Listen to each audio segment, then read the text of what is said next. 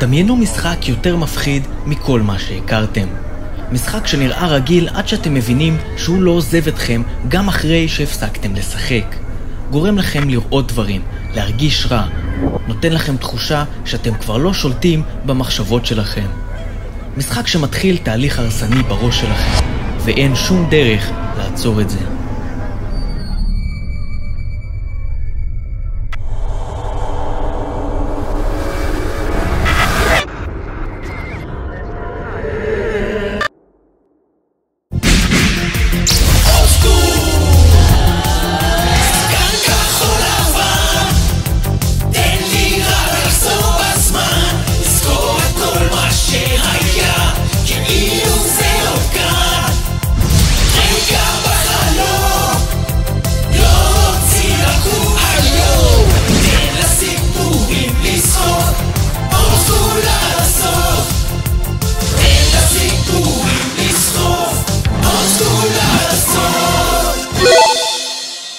יש משהו שאני צריך לספר לכם.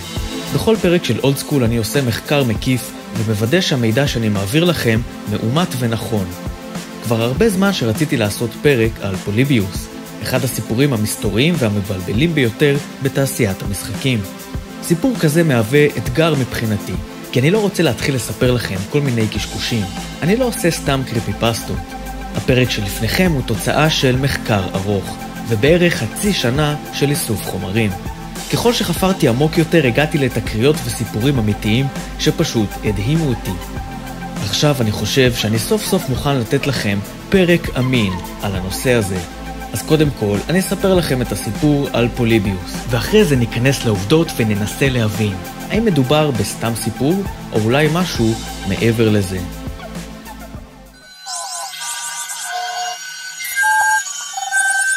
בנובמבר 1981, משהו משונה קורה באולם ארקייד נידח בעיר פורטלנד, בארצות הברית.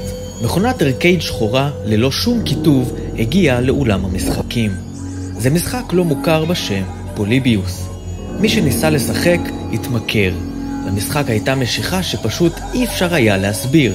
השחקנים רק רצו להמשיך לשחק עוד ועוד. אולם הארקייד הקטן הפך למוקד משיכה. לפתע היו תורים ארוכים של שחקנים שרצו לשחק בפוליביוס. אבל כבר בשלב הזה היה אפשר לראות שמשהו לא בסדר. אנשים חזרו למשחק שוב ושוב כי הם הרגישו שהם חייבים לשחק בפוליביוס.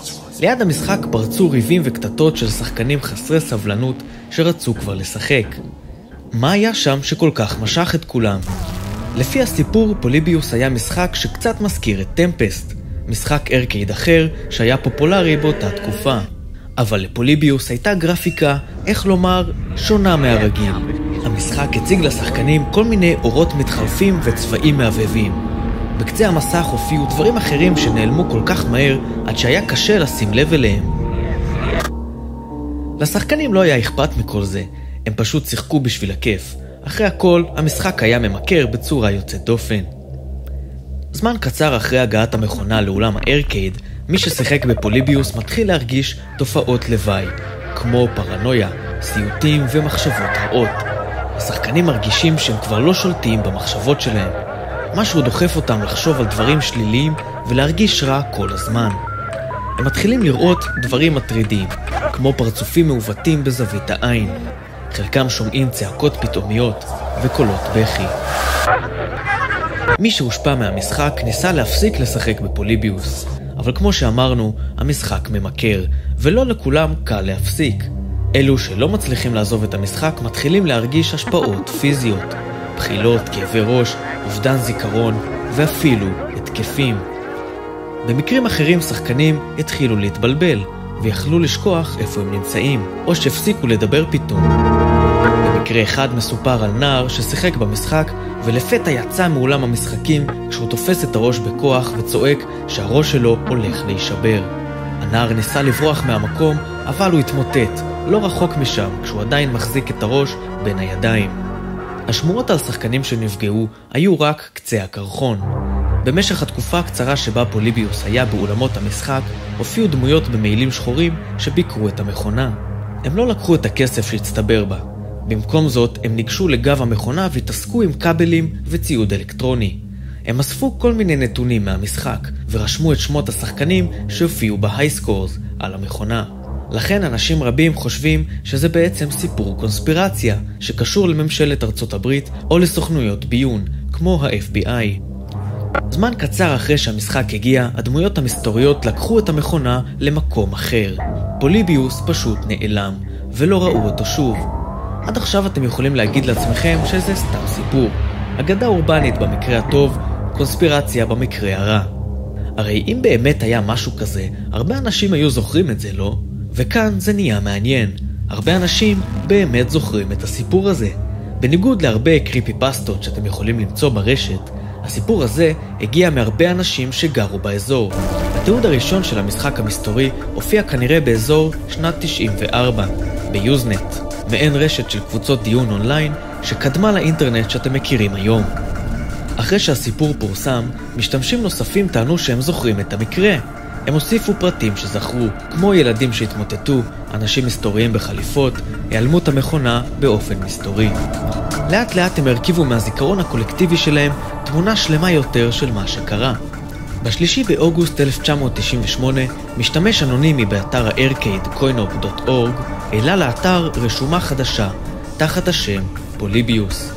הדף הזה קיים עד היום, ואתם יכולים לבקר בו בעצמכם. המשתמש האנונימי סיפק תיאור קצר וטען שהמשחק היה חלק מניסוי לטשטוש חושים ותכנות מחשבות, ופותח ב-1981 על ידי חברה גרמנית בשם סינס לושן. בתרגום לעברית, משמעות השם היא מחיקת חושים. אז האם זה נכון? האם באמת היה משחק שיכל לפגוע ככה באנשים? הרי כל האנשים האלה זוכרים משהו, ואם זה לא פוליביוס, אז מה הדבר הזה שהם זוכרים בדיוק? זאת הייתה האגדה האורבנית של פוליביוס. עכשיו בואו נציץ לאמת שמאחורי האגדה. הסיפור האמיתי שמאחורי האגדה הזאת פשוט מדהים. קשה להאמין כמה המציאות קרובה לסיפור הזה. לא רציתי להעמיס עליכם יותר מדי בפעם אחת, אז החלטתי לפצל את הפרק, אבל תאמינו לי שאני אומר לכם ששווה לחכות. נתראה בשבוע הבא עם האמת שמאחורי פוליביוס.